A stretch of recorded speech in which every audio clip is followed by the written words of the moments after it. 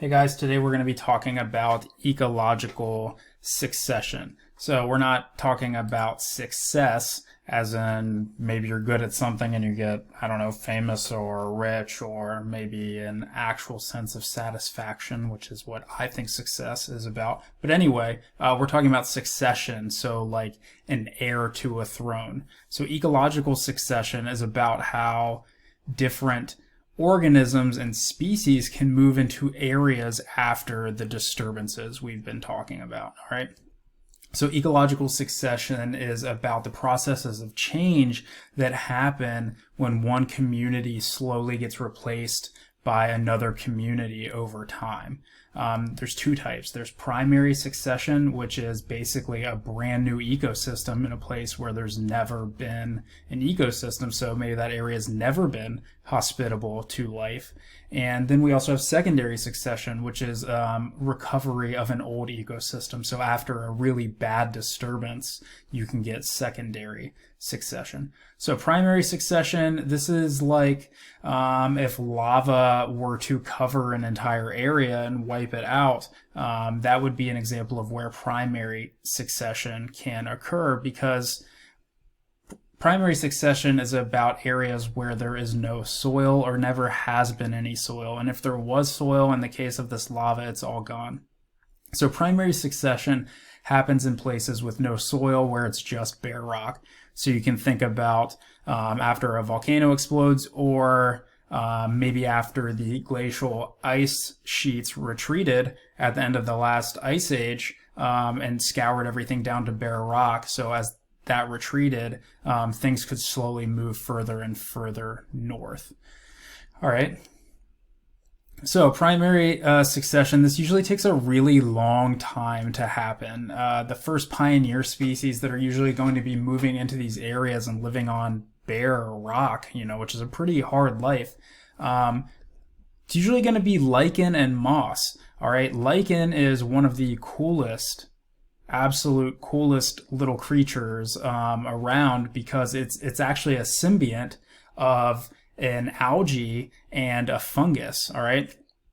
So the fungus is pretty neat because it actually is able to stick to the rock.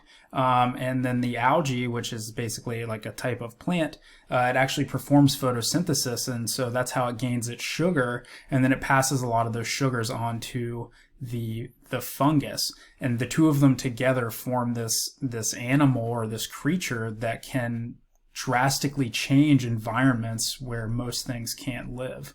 All right.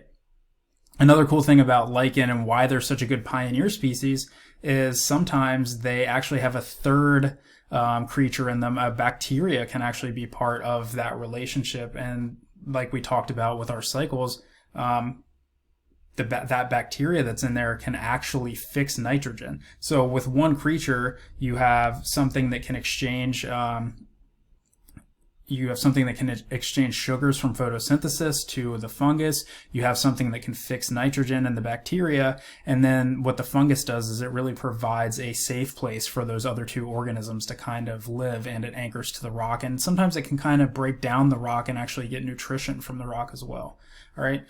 So over time, as those things die, as the lichens die and maybe give way to some mosses, etc., they're going to start decomposing. And then that buildup of organic material, that's how we start to really make soil, okay? So after enough time has passed, you can get something that looks like this area we're looking at here, where you have these kind of short grasses starting to grow. So there's enough generation of soil that you can start to get small plants, flowers, ferns, and maybe you start to have some larger animals moving in. Maybe things that are a little bit more mobile, so birds, stuff like that, that if this area turns out to not be that great, they can go. So after that, as the rock continues to break down, so that inorganic material from the rock, those nutrients start to break apart and get smaller and smaller as the organic material from all of these dying plants starts to build up, and our soil builds and gets thicker and thicker and thicker. Now we can start getting some larger organisms that you would recognize in, say, a forest. All right. So we are able to grow more things now because we started with something like lichen, moving to moss, moving to these grasses and shrubs, etc. And over time, all these things are dying and building up the soil. So this gives us primary succession because it's the first time something's ever been able to grow in this area. Basically, our pioneer species are going to be our plants, and after that, then animals can start to move in because obviously plants need to be there first because they are our primary producers. So before consumers can move into an area, there needs to be something for them to consume. So eventually we get to our stable community or our climax community. So this is a very mature and stable community of plants and animals. We talked about this a little before, but this isn't a place where things aren't changing. Things are still changing, but there's a relative recycling of the things that are there, kind of just recycling over and over again. The amount of growth with our animals has now basically become flattened, so there's more of a logistic growth curve. Okay, things are reaching their carrying capacity, and that's what we call a climax community.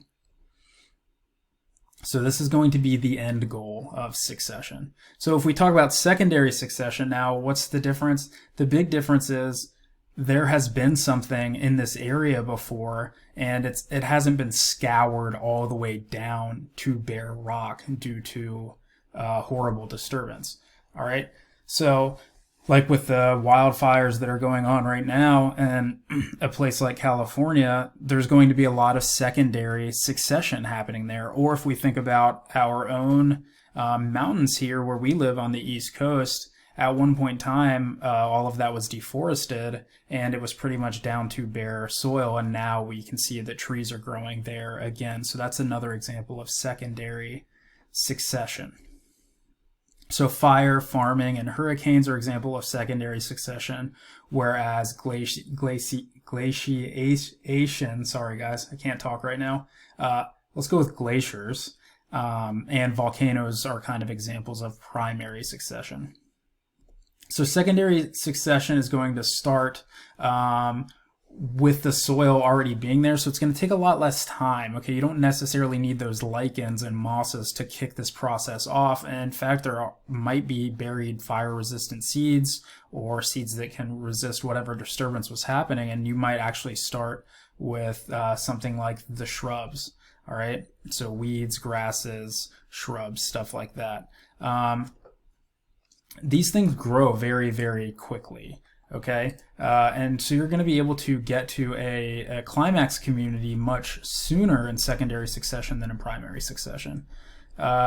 So where would you expect to find organisms and stages that last for short periods of time and long periods of time? Well, at the beginning, those animals are going to be there for a short period of time because they're slowly going to be succeeded by your ultimate climax community. That's going to be kind of your old growth and the animals that are going to live there for a long time, your prey animals and predators. So why secondary succession occurring more quickly than primary? Well, you don't have to remake soil. It's already there. Okay. If it's already there, you basically have a jump start. You have a head start. So you can move into the later stages of succession much sooner. And what do we expect to find in an area where disturbances are frequent or intense? Well, if there's a lot of disturbances in an area, you're going to pretty much constantly be seeing our pioneer species, right? You're going to be seeing lichens, mosses, short grasses, weeds, stuff like that. If you even think about any buildings or developments you've seen getting made, that's kind of another example of secondary succession where you see these kind of short grasses and weeds move into these areas after a disturbance like development. Okay, so primary succession, building a brand new ecosystem from scratch. There is no soil. We can use a baking analogy. So this would be like the type of baking your great grandmother did where, you're baking cookies from scratch with the flour, butter, sugar, etc. So you're making everything by hand from the beginning, just using the raw ingredients. An example, volcano or glacier, pioneer species, these are going to be your mosses and lichens because they can actually make soil. All right, your result, of course, is a mature and stable climax community. Secondary succession, you're just recovering from a disturbance. Okay, so there already was an ecosystem there, but now you're just recovering from it, so that soil is still intact. So this would be like baking cookies with pre-made dough. This is like if you got in your freezer or just pulled out some Pillsbury dough, okay, and made those cookies. That would be a good analogy for this. A lot of the hard work has been done for you. You just have to put the finishing touches on it, okay?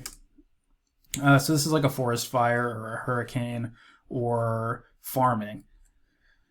Weeds and grasses are going to be your initial pioneer species in secondary succession.